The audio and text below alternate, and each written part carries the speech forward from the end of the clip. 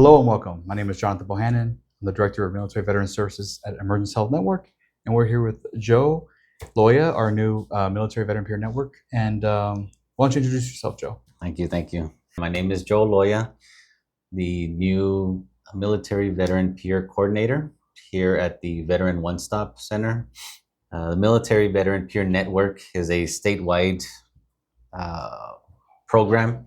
There's about 60 plus peer coordinators around the state, and we are here coordinating different support groups, different functions, different events, all in the event to try to help the veteran and their family members. So we work closely with the Texas Veterans Commission and pretty much every other agency out there that's working towards the same goal. So one thing about moral injuries, it affects everybody, individuals who are first responders, military veterans, so on and so forth. So I think research around this topic, or the conversation around this topic, will be beneficial for the community. So I know, Joe, you were speaking to me earlier about how moral injury played into your life, and I kind of want to keep this conversation fluid and feel free to add anecdotes, things like that. Definitely. No, yeah, and I'll share. I mean, that one, moral injury. I mean, and I shouldn't even be using the little quotation marks that I just did, but one thing that it's true. I mean, when I talk to other veterans, and especially Navy veterans, right, the first thing that out of their mouth is what ship, and I never served. I never went on a boat. I went from boot camp to my A school training and finished tops of my class. So I got the first pick, and they had one shore billet. Everybody else did go to a ship, either on San Diego or in Norfolk. And I was the only person that went to shore duty. And so, I mean, I was blessed by that because I was newly married, brand new little baby girl. So I was able to stay home, right? It was a blessing. But now, all of these years, every time I speak to a fellow Navy veteran, that's their first question is what ship? And now that we're talking about this, I mean, that is a moral injury because I feel unworthy of being called a Navy veteran because I never went on a boat. I didn't do the watches. I didn't go on a pack tour. I didn't do all of the Navy stuff that every other Navy veteran does and is just familiar with. And so, I mean, that's definitely something that I have battled with for sure. And so now, years later, you're here. Yes. You're helping the community at the Veterans One Stop Center. What has helped you? And feel free to just how did that journey look like for you? Right. Well, as everybody that knows me will attest. I mean, I'm pretty vocal about it, but it's my faith. That's my faith. So I'm not trying to push my faith on anyone, but that's what has gotten me to overcome all of my struggles because I've had many. I've put myself through the ringer, and so it's because of my faith is what's been able to make me the man that I am now, where I'm able to give back and be able to be a blessing to others. And so being here at the Veteran One Stop Center as a military veteran peer coordinator, it's just an honor and a privilege to be able to help other people that are battling with whatever struggle they may have. We talked about how moral injury is not diagnosed per se, right? I mean, there's no magic pill that can be given to ABC patient and say, here, take that and your moral injury will go away. Right? That doesn't happen that way. It comes through healing. And how do you heal? Well, that's your walk. And I mean, that's going to be different for every person. Yeah, you have to talk about it. You have to exactly connect, relate, all these things. And luckily here in the El Paso community, we're able to have the Veterans One Stop to come together and have these hard conversations and that healing together. Right. And you've shared, I mean, I'm new to the organization and I'm excited, of course, but I mean, you've shared with me in prior conversations that in some of the group sessions, there's been some real nuts and bolts talks, right? Yeah. I know one for me was I got out of the military and I was going to university, and I was having issues and with taking tests with like 200 people in the same classroom. This is at University of Houston, and I remember I was struggling, and I was at a group over there in Houston, and one of the guys were like, "Well, just go to the testing center, like at that time, I am diagnosed with PTSD. So again, these are things that I was more ashamed of than I was empowered by, I guess you would say. So that individual encouraged me to go to the disability centers, and I was able to take the tests in a testing room, and that made the difference. I wasn't worried about individuals like coming from behind or things of that nature. But I think we laugh about it a lot because we kind of think we're the only ones dealing with it until we start to talk about it. Right, exactly, and that's the beautiful thing about this. I mean, the Veteran One Stop Centers it's a safe space, and I mean, yes, we do have therapists here, of course, obviously. That I mean, if you want to talk to them, but I mean, if you just need a tribe, like I said earlier, I mean, sometimes that's all that people need is just to be heard and know that they're listened to, and I mean, and be a part of a little group again. Because I mean, once again, like I mentioned before, I mean, a lot of us we miss that camaraderie, we miss that unit, we miss that feeling of togetherness. So the reason why moral injury is a big deal to me is I know when I was deployed to Iraq as a medic, so there could be a lot of emotions, a lot of attention, and things of that nature. And we're trained in the military, to complete the mission, right? And but I remember there was things I witnessed that I thought, it took a very mature stance in healing and a lot of things later on to understand that, witnessing things that maybe go against your code of ethics, talking about it, reflecting on it, and understanding what was happening, even though it was years earlier, it goes a long way, to say the least. So that wasn't an easy, it wasn't an easy thing to get through. Hitting an IED is one thing. Witnessing things that go against one's ethics and morals is a totally different thing. And I think it can really flex that. It can really strain that moral muscle, so to speak. And I think a lot of times we individually carry that burden, but we can take this conversation to so many directions. But it'll come down to one thing: is that you're not alone. Right. Whatever it looks like to you, Joe, myself, and other members of our military veteran community, the most powerful thing we could do is get together and connect. We actually have through our peer support, groups like Pathfinders and other groups like Garnaholics, and the other side for individuals that like the wives, the children, or the husbands of the veteran. Yeah. So just getting together, talking about transitioning out of the military to what that looks like, finding a job, going back to school, reintegrating, all that kind of stuff. Yes. They find it beneficial. What are your opinions on that? Oh, definitely. I'm a big advocate, and I tell a lot of people that you have to find your tribe. I mean, especially, us that did serve. I mean, no matter how many years you were in, I mean, you're part of a team, you're part of a unit, you're part of something, and you get out, and now you're just like, what now? I was at the at County Commissioner's Court the other day, and I was talking to a gentleman that had just recently retired, maybe 2 years ago, and he admitted that he was lost because there was no more mission, there's no more, battalion, no more nothing. And so, I mean, definitely, and that's what is so beautiful about this, the peer network, program that we have going on here at the One Stop Centers. We do have, like you mentioned, we have, the Pathfinders, we have the Yarnaholics, the other side, and Haven. I mean, all of these different groups. And then on top of that, I mean, who's to say that someone comes in here and has their particular passion and we create a new group? So, I mean, that's, whatever we can do to help that veteran. And if they're hurting in that aspect, I'm sure there's others, right? So, I mean, definitely that's what we're here for, to help as much as we can. This is why this topic is important to me, because it has to be said. It's not really spoken about very often. And if we have these conversations more often, then we'll be able to, hopefully help others.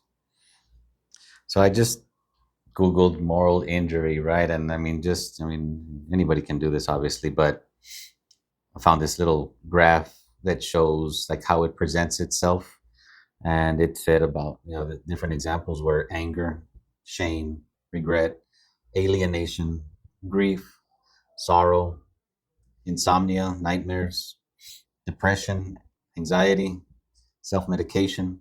And so, I mean, all of these obviously are. I mean, I don't know about you, but I'm sure probably a name or a face will probably come to mind. I mean, I know for me it does, and so that's why the fact that you're bringing this to the table is just it's beautiful because yes, you know, talking about it and getting the conversation started is good. So now people can at least maybe feel comfortable at saying, hey, you know what, I'm not the only one. It's not just me. And because I mean, us as humans, we're quick to blame ourselves. There's one saying that I like to use, and I tell people a lot is that uh, us humans, we are our harshest critic most of the time, if not all the time. But we also need to be our biggest cheerleader, and that one is hard for a person to do. And there's got to be a nice balance between because yes, it's okay to be your critic because I mean you want to push more, you want to do more in business and be a better father, be a better brother, whatever. That's fine, but I mean when you are pushing yourself down to the point where now it's not healthy, that's not good. This affects a lot of. It could affect everyone. So that's why this discussion, what it looks like, what it sounds like, it's.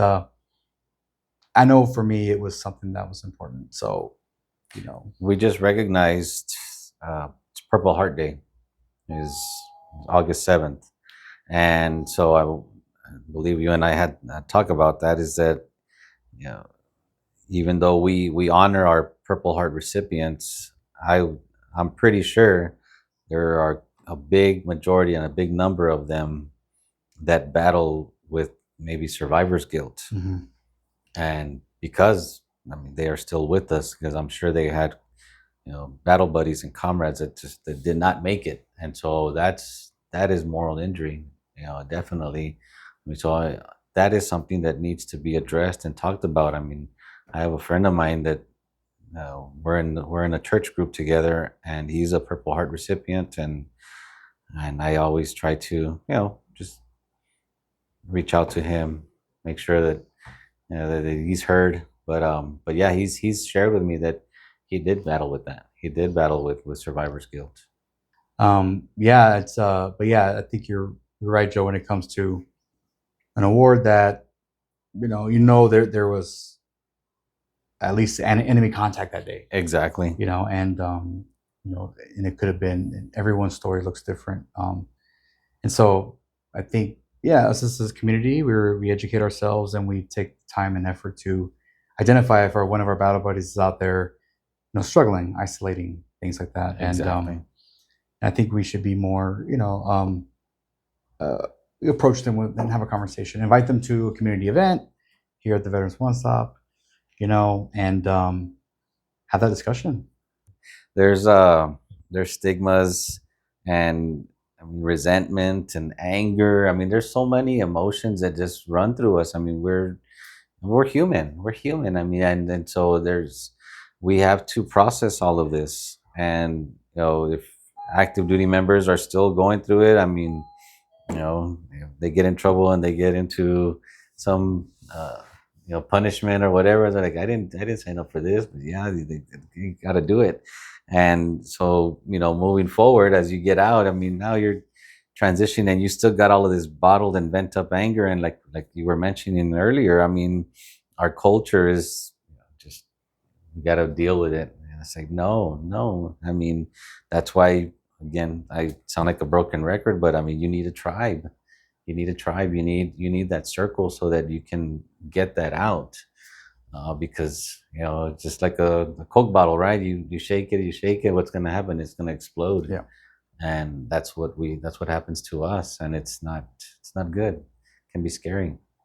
Yeah, I think going along with what Joe said, a lot of these, I think a lot of these things, I think it was Yalom. He was one of the theorists. He said that he attributed all mental health, disorders were linked to, you know, a lack of interpersonal skills. So at the very least, if you come down to the Veterans One Stop and join us for group, you're going to have great conversations, good food, and individuals that care about you and that are invested in your success.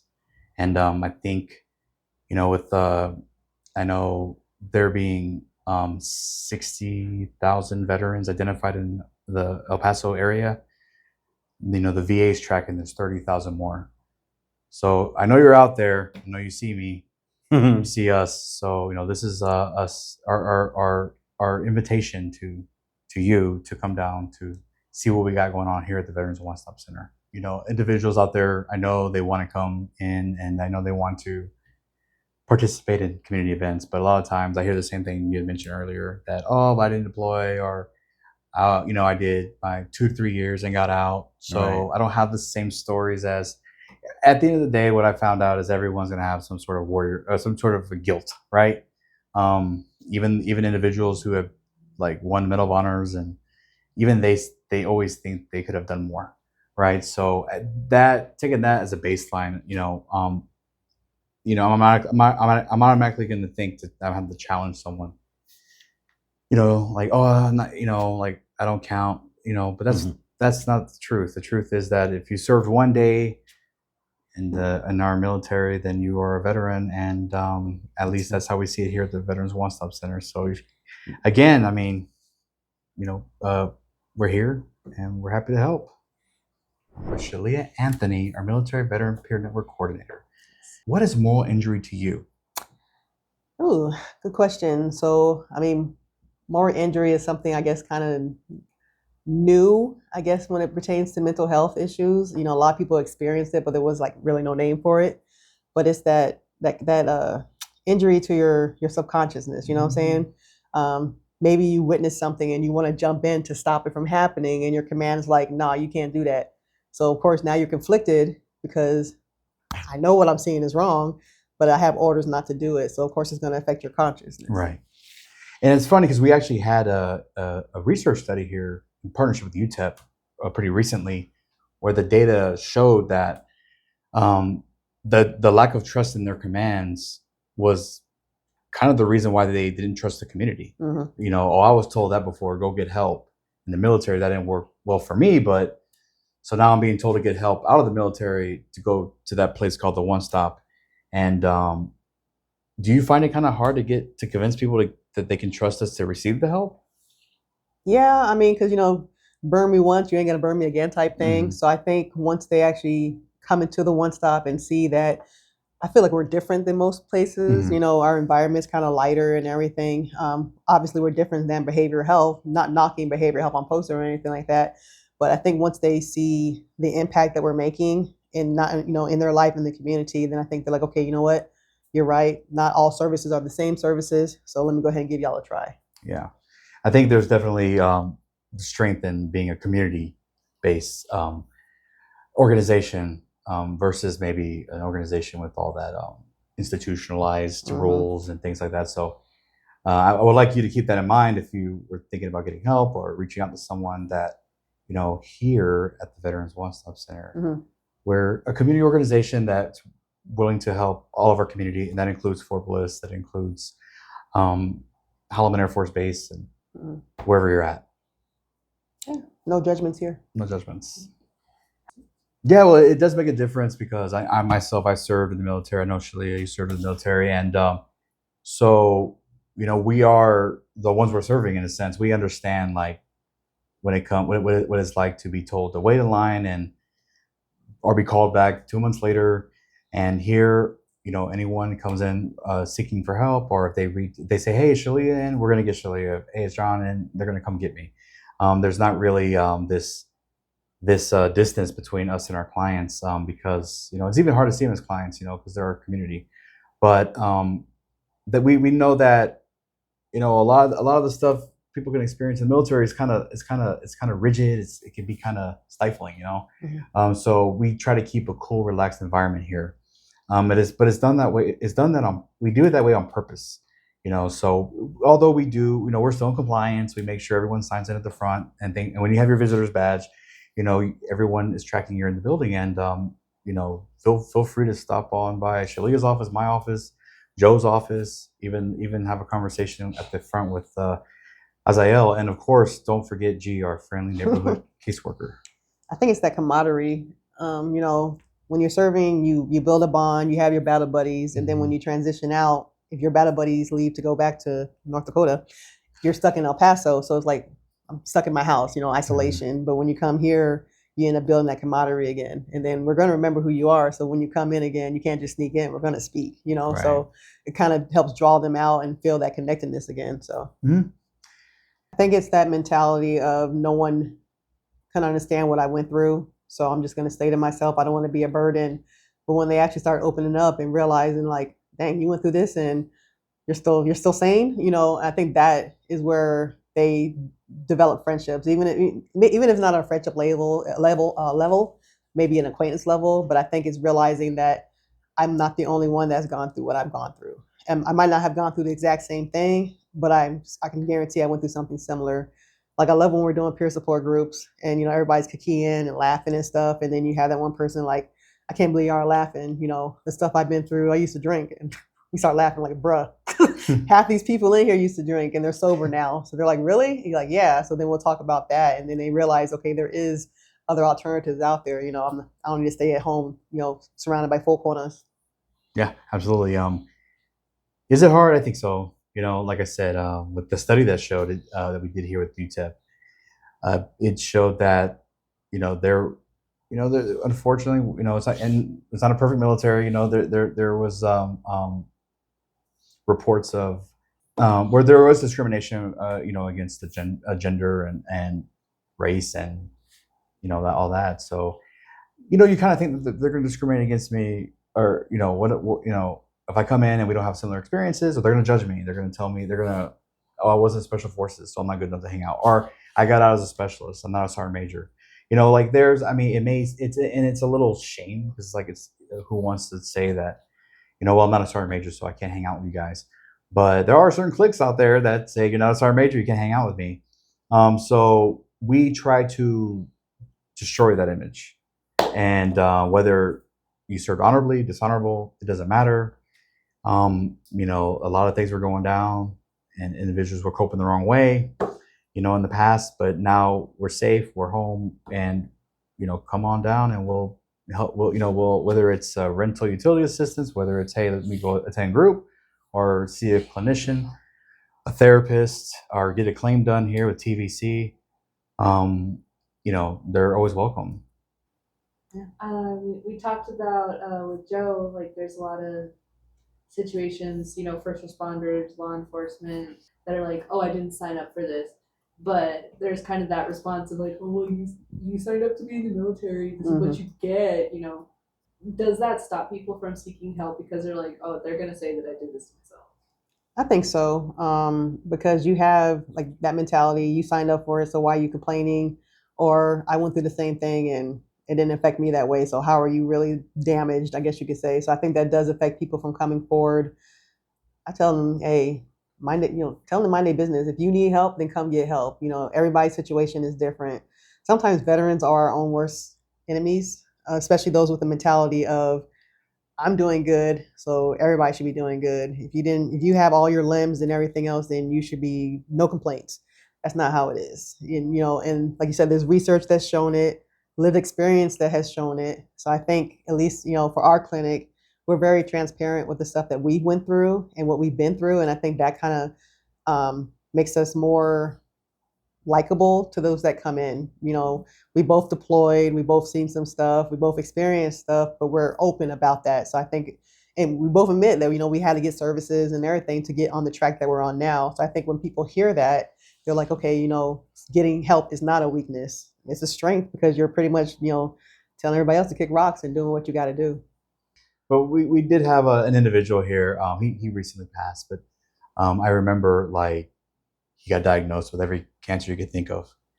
And he would want to go into it and talk about the injustice. We would hear him out. He found outlets in poetry. He found outlets in creative expression. But what do we always tell them? See you next week. Mm-hmm. Because we can go down that route if you want to, or we'll see you next week. We're gonna have food. We're gonna have I remember he would love pizza night, and we have chicken too, and he would eat chicken. But he was always load up on his plates, so yeah, we did talk about it.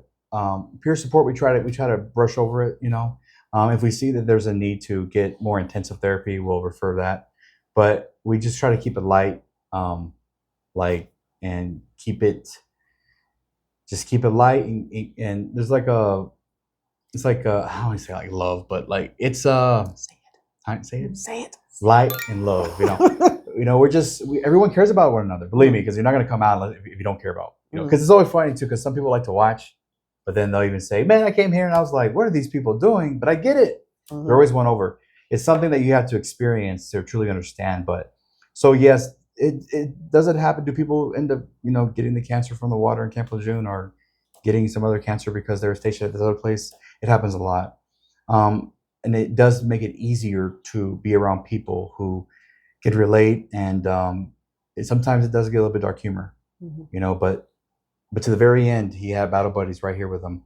And I would like to say, he did a lot of healing towards the end. Yeah. And mainly from that era too, the Vietnam era, a lot of them don't know of any other resources. They're told about the VA, and that's the only resource they know. And I know with his particular situation, he kept getting to run around with his appointments. So he's like, screw it, I'm not going to get seen. So we listen. And then we're like, okay, who did you talk to? I need a name. And then we link up with a patient advocate. Next thing you know, he's getting called, he's getting appointments. So, a lot of times they just think that there's nothing else out there for them.